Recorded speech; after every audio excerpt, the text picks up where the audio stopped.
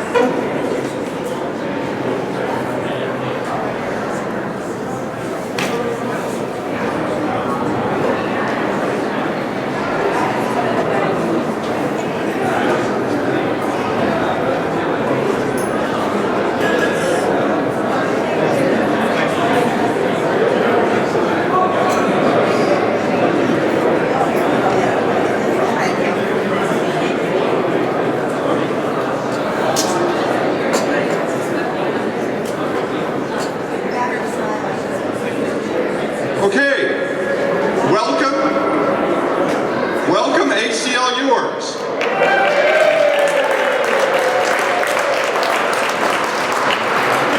Welcome to the Minnesota State Capitol. Take just a second and just look around Cass Gilbert's architectural masterpiece that we have the privilege of being in today. It is just breathtaking, and it kind of stirs my soul every time I walk in here. We are not, however, here today to gawk at this building. We are here to come together to protect and defend the civil liberties and the constitutional rights of everybody in the state of Minnesota.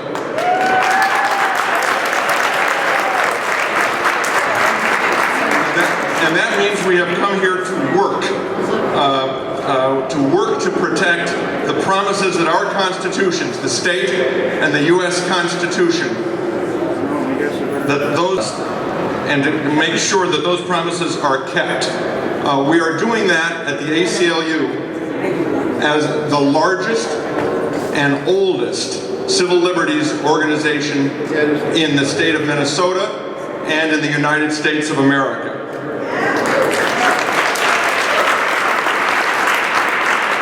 We have been doing this work in the United States for 99 years and in the state of Minnesota since 1952. Part of our work is in the courts.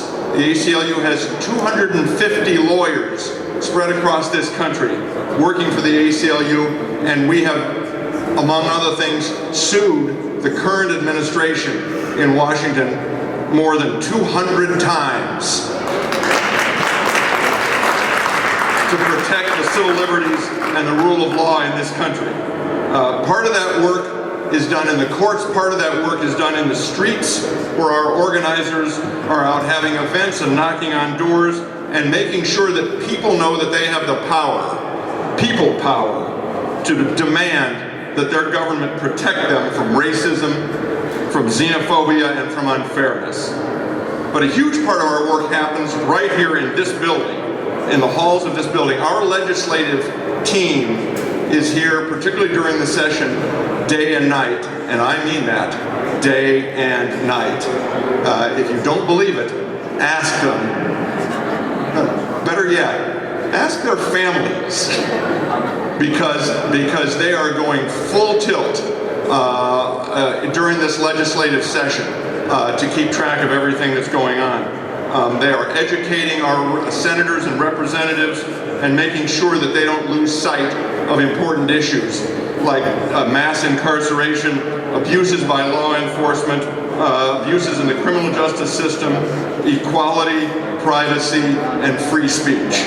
But they cannot do it alone. They need your help and your support, and especially today, when you're out, so you can help them to be a part of the lobbying efforts here at the legislature. So I'm going to ask you one more time to look around, this time not at the building, but at each other, of all of you who are sitting here. This is by far the largest event of this type that we have ever had at the ACLU of Minnesota. This is an all-time record today.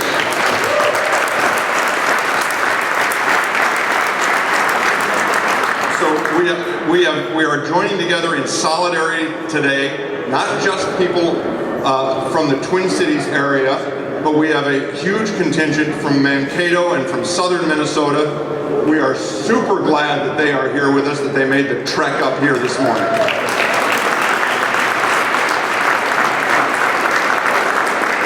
And we have folks from Duluth and from northern Minnesota, and we welcome. They've come south for the weather, I'm sure. So right now, you're going to hear from our very distinguished legislative director, Ben Feist, who's one of the most respected and well-known lobbyists and legislative people here at the legislature. Ben has had years of experience. I am so proud of him.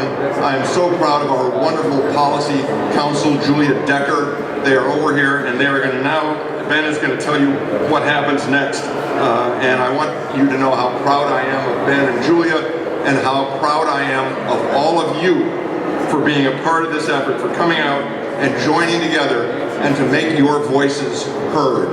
Thank you.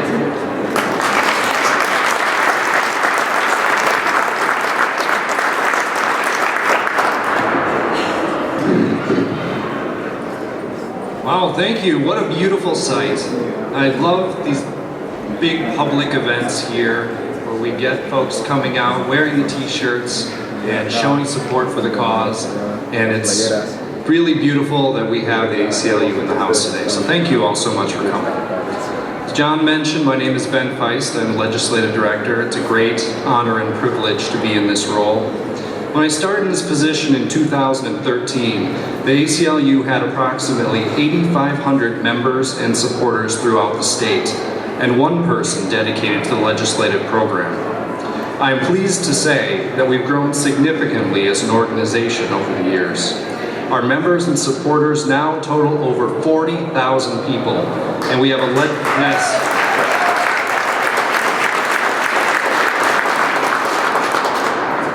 a legislative team working overtime at the Capitol this session to fight for civil liberties. It is not lonely up here anymore. Thank you for that. This is an exciting time of year to be holding our lobby day. Friday is the third and final committee deadline for committees to act on finance and policy bills, so there's a lot going on at the Capitol today. I'm happy to say that all of our priority issues are still alive this session. Before I dig into these issues, it's important to note that the ACLU is a nonpartisan organization, and most of our issues have bipartisan support. Here at the legislature, we've worked effectively with both Democrats and Republicans on a number of important proactive issues, including criminal justice reform and reining in government surveillance. You'll be hearing from some of those partners today, including Senator Scott Dibble, Representatives Carlos Mariani, Eric Lucero, and John Lesh. You'll also hear the voices and stories of individuals impacted by our laws. Over the last several years, we focused our legislative efforts on criminal justice and policing reform, freedom from unwarranted government surveillance, voting rights, and defending Minnesotans' First Amendment freedoms of speech and assembly. This session, we started with an aggressive legislative agenda and ended up going even bigger. At last count, we weighed in on over 20 different civil liberties-related issues. Today, we're going to focus on 4 ACLU priority issues. I think that's enough to send you out with. First, the ACLU of Minnesota is a long-standing member of the Restore the Vote Coalition. In Minnesota, individuals with a felony conviction are barred from voting until they are fully off of supervision or probation. That can take decades. This impacts over 53,000 Minnesotans who are living, working, and paying taxes in the community, but are not allowed to vote. Voting rights should be restored when people get out of prison, and this is the year to do it.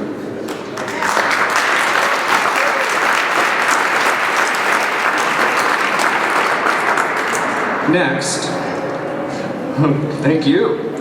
While Minnesota is noted for its low incarceration rate compared to other states, we have the 5th highest probation rate in the country. Shockingly, people in Minnesota can serve up to 40 years on probation. At any point during that time, a person could be sent back to prison for minor technical violations. We support an effort to cap probation at 5 years in most circumstances. Probation should be limited to the time it takes to achieve rehabilitation, accountability, and public safety. A version of this bill was recently included in Chair Mariani's Public Safety Omnibus Bill. You'll be hearing from him shortly. Third, we support the efforts of the Fines and Fees Coalition to stop suspending driver's license for failure to pay a ticket. If someone gets a traffic ticket and can't afford to pay it, they can quickly end up with escalating fines and fees, a suspended driver's license, and increased insurance costs. Suspending a license for failure to pay fines and fees disproportionately hurts low-income people. Finally, we are a member of the Freedom to Drive Coalition, which advocates for allowing all Minnesotans, regardless of immigration status, to obtain a driver's license.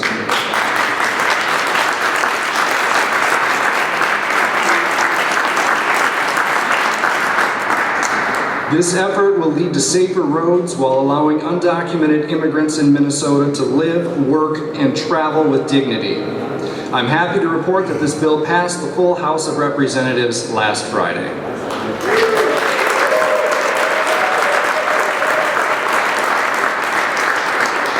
All of these bills received the necessary hearings in the House this year, and they're currently in omnibus bills. None of these bills, however, received a hearing in the Senate, though they remain alive for end-of-session negotiations. And we're here today to put pressure on to make sure this happens. I'd also like to highlight some of the other issues we're working on. We're advocating on forfeiture reform, cash bail reform, a warrant requirement for drone surveillance by law enforcement, electronic communications privacy, employee social media privacy, legalization of recreational marijuana, done right, net neutrality, post-conviction relief, and a ban on so-called conversion therapy, to name a few.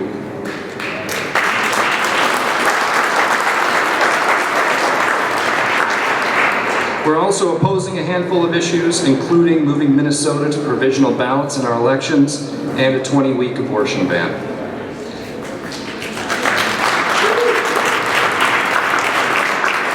Make no mistake, we couldn't do all of this without the support of our members and activists like you. We work hard every day testifying on bills, lobbying on our positions, and strategizing with coalition partners. Legislators often appreciate our expertise and advocacy, but what really counts is hearing from constituents that protecting and advancing civil liberties is a priority. That's where all of you come in.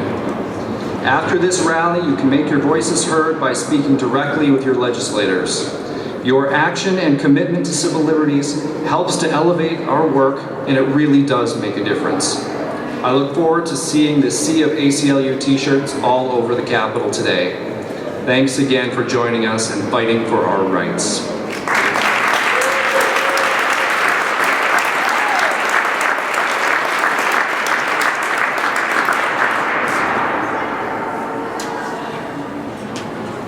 Hi there, I'm State Senator Scott Dibble, and I'm just here to say thank you for coming to your house. This building belongs to you. It's very beautiful, very ornamental, very ornate. As someone recently said, it looks like the building has a lot of power. The building has zero power. The power in this building of our democracy comes from you.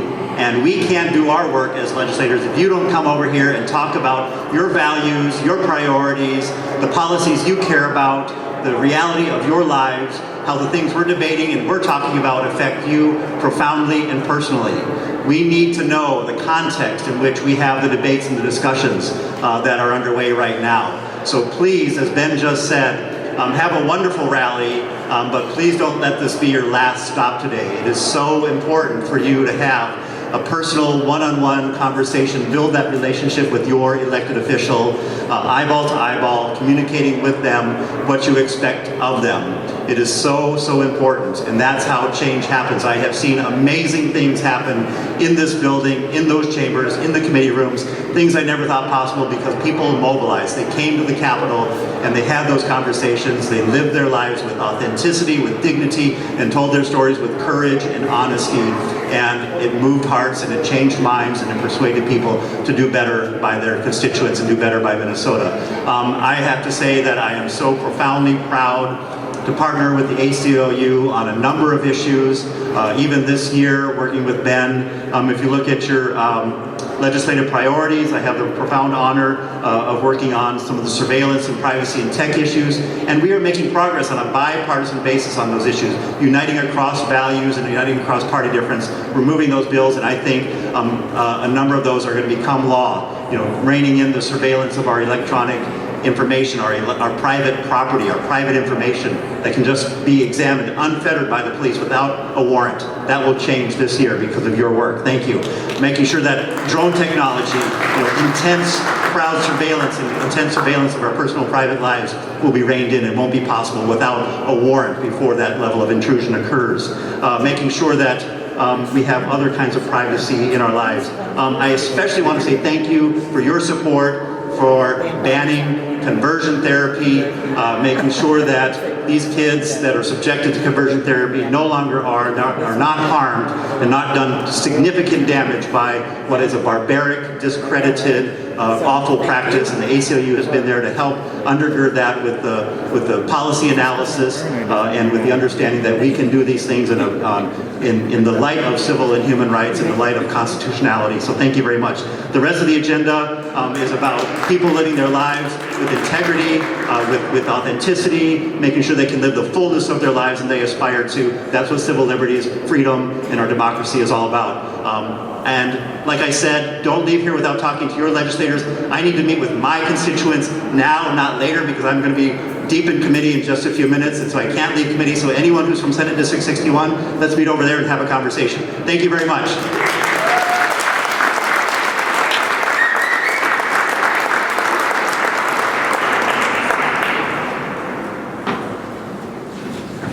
Hi everyone. I'm Leah, and I'm going to tell you my story. So 4.5 years ago, I was pulled over for what they called intersection gridlock. I was given a traffic ticket, which was initially $135. Well, I had just moved to the cities on my own. I had just started a brand new job, so I couldn't really afford it right away. My plan was to wait a little bit, get myself settled, catch up on bills, and then pay the ticket. Well, a few months later, I was pulled over and told that my license was suspended. I was given no notice, I had no idea. My job at the time required me to make bank runs and deliveries and amongst other duties that required me to drive. And then my job was threatened, so I kept driving. Well, now I had 3 driving after suspension tickets with $283 each. So now having just about $1,000 in fines, I waited until my tax return came, and I used all of it to pay off these fines and get my license back. Luckily, after speaking with the hearing officer, she dropped my dues by $200, so I still had to pay $100. A few months went by, and I thought I was in the clear, but that was far from the truth.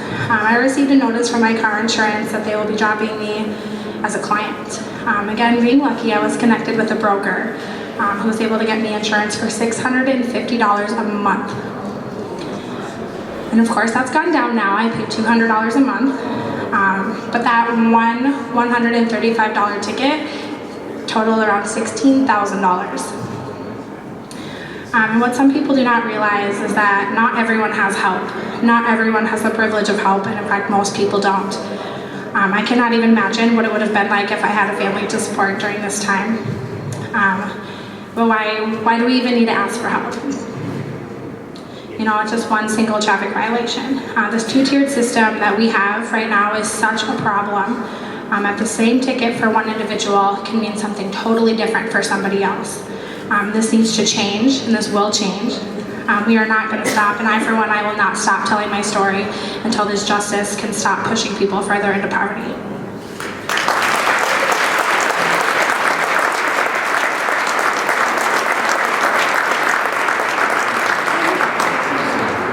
Muy buenos días a todos. ¿Cómo están?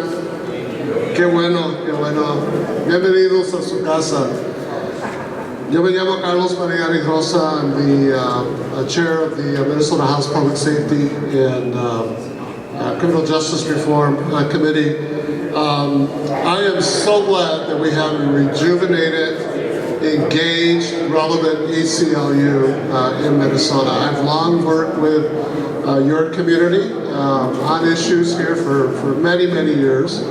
Over 10 years ago, we worked pretty effectively to keep Minnesota out of the Real ID issue. At that point, that was a massive government intrusion into your personal information. It became better over time. I'm still uncomfortable where we're at, but we really were nation leading in asserting our rights as citizens and residents of our state.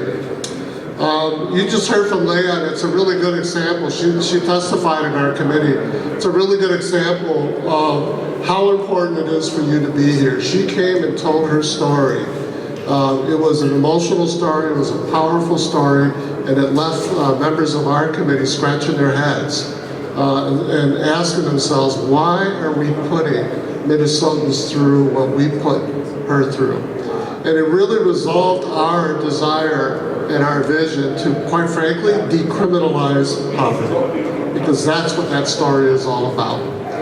A young woman getting started in life, barely making ends meet, and gets caught up in this cycle of traffic citations and license suspensions that eventually produce thousands of dollars of debt that all started with a simple mistake, driving her car.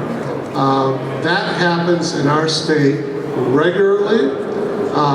She's a young white woman. It happens a lot to young black men, to Indian women, to people of color. And so there is a racial justice issue to this as well. So let me just say the list of the work that we've done with the ACLU here is too long. It would take us hours. A lot of work around probation reform, pushing for a 5-year cap on probation with a tolling, so that those who are currently doing like tons of years, can have, light at the end of the tunnel relatively soon. Working with the Sentencing Guidelines Commission, working on dosage probation so that people on probation can earn a quick exit off of probation, and they're doing all the work that's necessary for them to be able to acquire the skills to contribute back to society. We've worked on bail reform issues, juvie detention reform. We still shackle young people in our state. We want to end that. With your help, we can do that. Police implicit bias training, marijuana graduated penalties so that their second offenses just simply jump from a petty misdemeanor or misdemeanor all the way up to a felony. The Cannabis Task Force, which will bring people from law enforcement all the way across to those who are wanting to legalize recreational marijuana into one table so that we can explore out what that might look like, and if we do it, so that we do it responsibly, in a healthy way, in a way that produces justice for our society. You heard about Restore the Vote. Let me end with this. We started after Ben spoke, by hearing from a fantastic senator, my brother, Scott Dibble. Here's the truth. Scott Dibble is not in the majority in the Senate. Everything I just told you is work that the House has focused heavily on with the help of the ACLU and other groups. A lot of that the Senate hasn't even bothered to give a hearing to. So you know how this works, right? Our bill is going to meet their bill. We're going to bring in all these social justice rights issues to the table, and they're going to say, oh, we didn't talk about that. I guess we can't do that. I guess the work of the people in the people's house doesn't matter.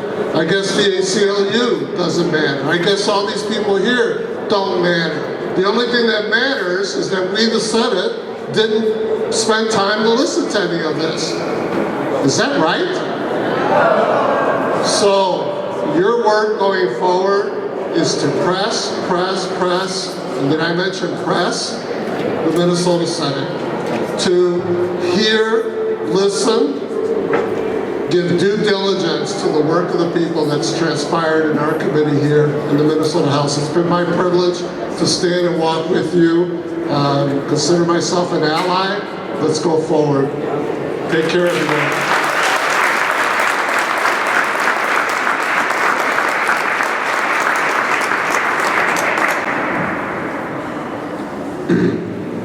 Muy buenas tardes a todos. Good morning, everybody. Me siento privilegiado estar aquí en este recinto tan hermoso, que fuera más hermoso si a la comunidad inmigrante nos dieran una licencia para conducir. I feel privileged to be in this beautiful capital, which would be more beautiful if if immigrants had driver's license.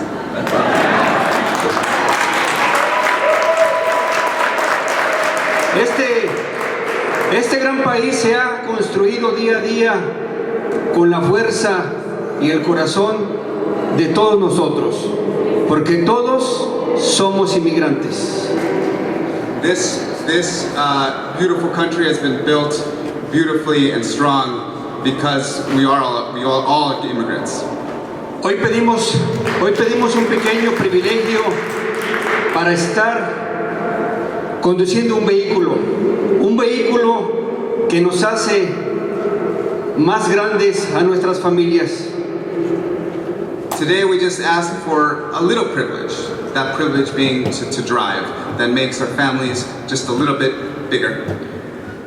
Venimos del sur de Minnesota, de un pequeño pueblo llamado St. James, de otros pueblos, Madelia, Barrowfield, que tal vez ustedes nunca hayan escuchado, pero ahí existimos. We come from small towns, St. James, Madelia, Butterfield, places that you may not have heard, but we are there. Miren, nosotros conformamos un grupo llamado Convivencia Hispana y nos unimos a otros para formar un grupo mucho más grande, uniendo culturas. We are a group called that unites under the banner of convivencia, meaning to coexist, and uniting cultures. So we are here to represent our communities. Hemos escuchado muchas historias. Hoy voy a contar solamente una, porque no tenemos días para seguir platicando de esto. We've heard many stories of driver's license. Today I'm just going to tell you one. En una ocasión una señora fue a dejar a su niño a que lo cuidaran. One occasion, one of our residents went to drop off her child. Era un hermoso día con un blizzard en Minnesota. It was a beautiful day. There was a blizzard in Minnesota. A esta pobre mujer la paró el policía después de dejar a su niño. After dropping off her child at work, the police stopped this woman Y la mandó a su casa caminando por el hecho de no tener una licencia para conducir un vehículo. After being stopped and realizing she didn't have a license, she was taken out and made to walk home because she did not have a driver's license. Eso es triste. Cuando uno viene aquí a trabajar, a sacar adelante a sus niños, porque este país es grande, este país es fuerte y estamos aquí para hacerlo más grande. This country is big, it is strong, and it is sad when these things happen because we come here to work and to bring our families, and we're here to make this country bigger. Imagínense ustedes si a esa pobre mujer la mandan caminando con su criatura a su casa en medio de un blizzard. Now imagine yourself walking in the middle of a blizzard. Hemos trabajado por las licencias más de 12 años y salen historias tras historias y yo pienso que en Minnesota tenemos que hacer historia. We've heard many stories, and I think in Minnesota it's time to make history. Gracias por ayudarnos a obtener una licencia para conducir. Gracias a todos. Thank you, ACLU, for your support.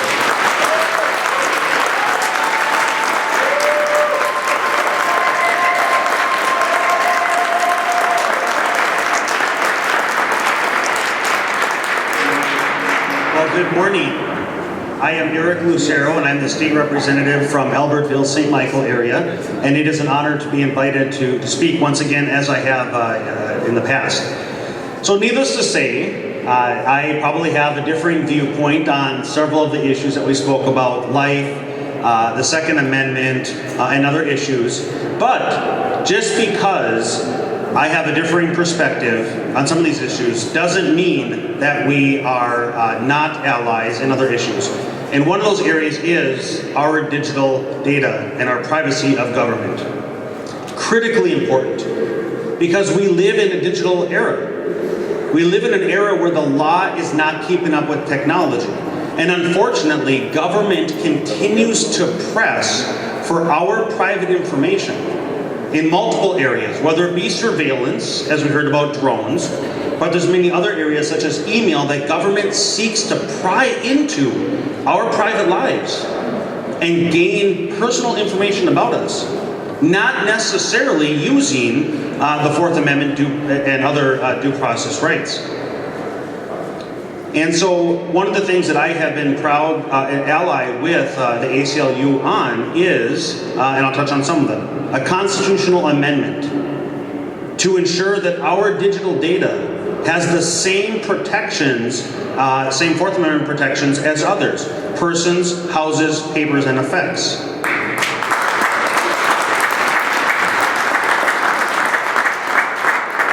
We've seen headlines over the last couple of years of government circumventing process, Fourth Amendment protections for a warrant, going to private companies that would have our information and obtain it without having to get a search warrant because these companies will voluntarily turn it over. That is very frustrating to me. And we see that one example recently is some of these companies that have our genetic information. There is nothing more personal than our genetic information that's being collected by private companies, but then shared potentially with government. And so that's another area that definitely needs to be addressed. Why?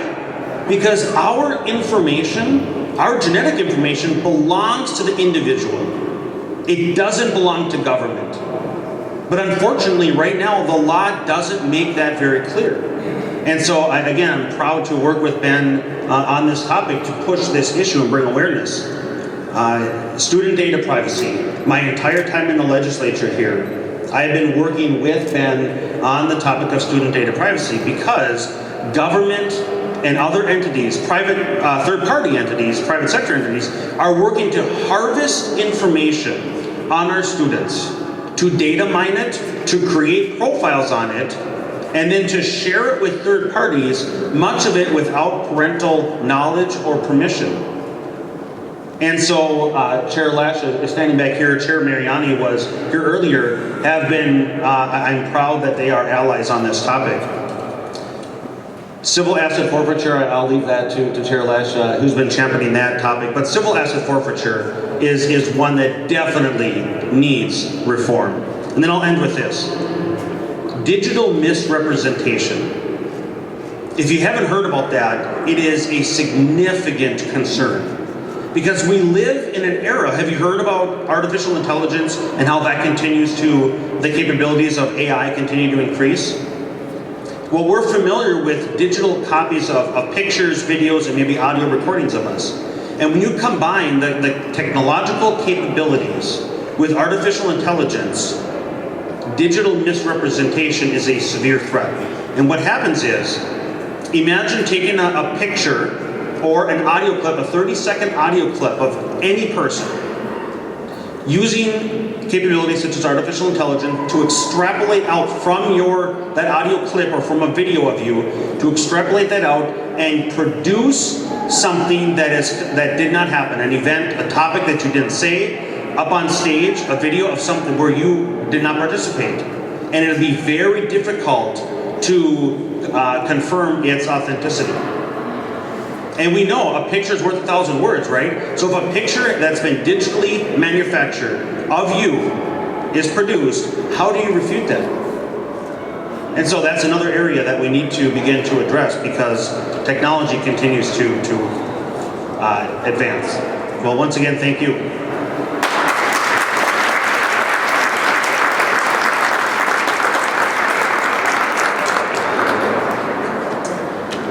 Good morning, everybody. Good morning, everybody. Let's wake up a little bit. My name is Tierra Caldwell. I'm a member of the Power of People Leadership Institute, and I also sit on the ACLU Smart Justice Advisory Board. I'm speaking on behalf of Restore the Vote for felons, but funny thing happened this morning on the way sitting, I was putting my coat over by my mother, who's in the audience. I'm not gonna point her out and embarrass her. But, you know, I was trying to squeeze through the seat, and a young lady that was sitting kind of nearby her, she whispered, she said, you can just crawl. And I whispered back to her, I said, I've been crawling long enough. And it was, she didn't mean any disrespect by it, but it was kind of, you know, metaphorical in a way because, you know, I also have a conviction in my background. And, you know, when I came home, it was very, very, very, very, very difficult to readjust to society. Because the worst mistake you think is behind you once you leave. And when you re-enter society, you re-enter hopefully fully rehabilitated as a new person and as a new man, but you're constantly reminded of the worst mistake you ever made in your life. And not only that, but you're defined by the worst mistake you've ever made in your life if you allow yourself to be defined by that. Lyndon B. Johnson said, I speak for the dignity of man and the destiny of democracy. Well, here today, I speak for the condemned of men and the visibly disenfranchised who have been rehabilitated, but who have no redemption. A lot of our guys who, particularly in the Power of People Leadership Institute, we have guys who have done 30, 20 years, who are business owners, who are active in their community, who are leaders in their communities, who, you know, who are absolute diamonds in their community and society as a whole. You know, people used to die for the right to vote, and now they're trying to kill the right for 6 million felons across the United States to have the right to participate in their own democracy. Take me, for instance. I'm a member of the Power of People Leadership Institute, the largest re-entry group in the state of Minnesota with the 2% recidivism rate. Let that sink in, 2%.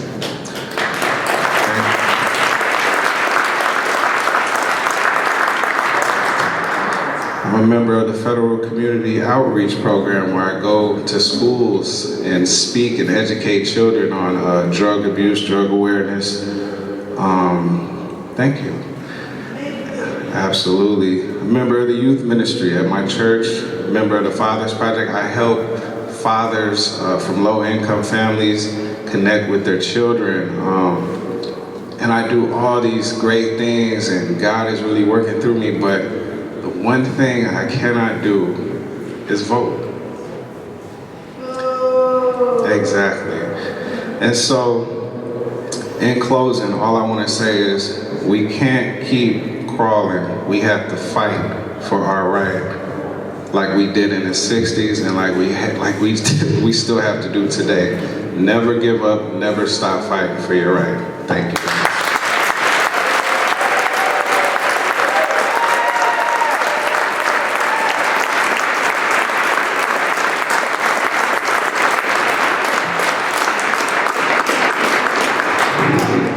Hi, I'm State Representative John Lesh, and welcome to the Sausage Factory. Woo!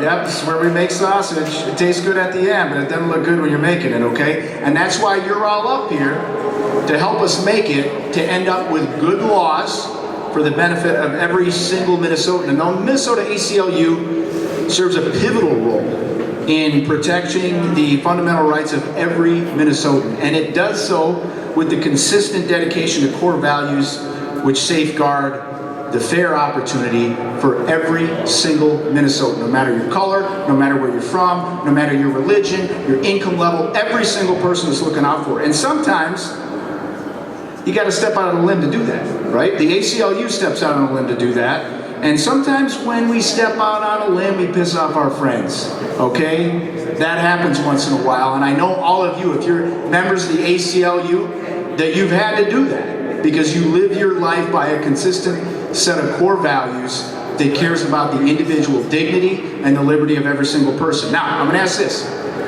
We have any Game of Thrones fans out there? Okay, like 4, whatever, no one watched, whatever. Well, season 8 is coming out on Sunday, right? Okay, season 8 is coming out. This place is a little bit like Game of Thrones, all right? I mean, you know, you think some people are bad and they turn out being good. You think people are good, they turn out doing bad things. But I'm going to just use this as an example what the ACLU is doing for you up here, okay? The ACLU is the Jon Snow of politics, okay? If any of you know who Jon Snow is, okay, this guy is a bastard, literally, okay? He's literally a bastard. The only credibility he gets, not by birthright, is that by which he builds himself. He's value-driven, so much so that he routinely risks his life by pitting himself against powerful people, solely on the base of remaining faithful to his core values, things like justice, fairness, and decency. And then he gets killed for doing that by his own friends, the people who are sworn to have his back. They ambush him and murder him, and then he gets resurrected, and he proceeds to do the same things he was doing before, ticking off his friends and people whom he may need as allies, and dispensing the justice of the land with the values of a just sovereign.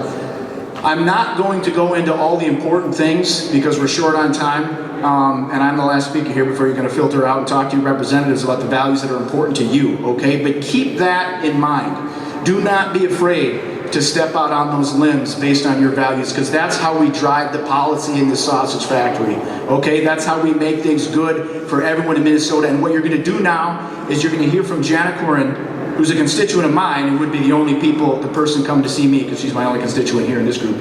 But I listen to the ACLU, and she's going to tell you how to fan out to talk to your senators and your representatives on the values of the ACLU for individual dignity and liberty of every single person in Minnesota, and make sure that they vote consistent with those values. Thank you for being here. Thank you.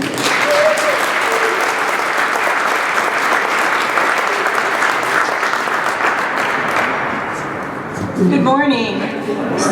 So excited to have you all here. I'm Jana Corin, and I work at the ACLU in our Community Engagement Department. Okay, so you heard all the speeches, and what's happening next? Now comes the fun part. We get to talk to our elected officials about what matters to us. As your constituent, it's important to use your voice all the time to talk with your legislators about what matters to you. In the package you were given, you have all the materials, you should have all the materials you need to have a successful lobby day visit, including a map, a brief explainer about how to lobby in general, a sheet that's kind of listing all the issues we're talking about today, a general list that has all of the overall issues the ACLU is working on. And just as a reminder, some of the core civil liberties issues we're focusing on are voting rights restoration, a probation cap, taking away driver's licenses for fines and fees, and a freedom to drive a driver's license for all. You will also have your individualized schedule with your legislator in your district. Now, if you did not register ahead of time, if you know your district number, look for it around the room. If you are part of, if you look at your schedule, you will see if you are a part of a group or if you are the only one in your district. If you are the only one in your district, you're going to be going to the meetings by yourself that are listed below. If you are part of a district, if you notice, group leaders are assembling and holding up numbers of districts around here. So once we disperse, look for your district number, which is in your packet and on the front underneath your name, so you can figure out where your group is and where to go. Like most weeks, it's an incredibly busy week here at the Capitol. So keep in mind, changes could be happening. You may be going to one place and then find out you have to go someplace else. So please be flexible. Your group leader will help guide your group and bring you to where you need to go, but we would like you to use your voice. You are powerful because of your own story and because you are a constituent with your elected official. So please share your voice at these group meetings. Keep in mind that we will have less than 10 minutes for most of these meetings. So if you have a story to share, kind of keep it short and to the point. We are so excited that you joined us today. You are the biggest group we have ever had at the Capitol. So give yourself a round of applause.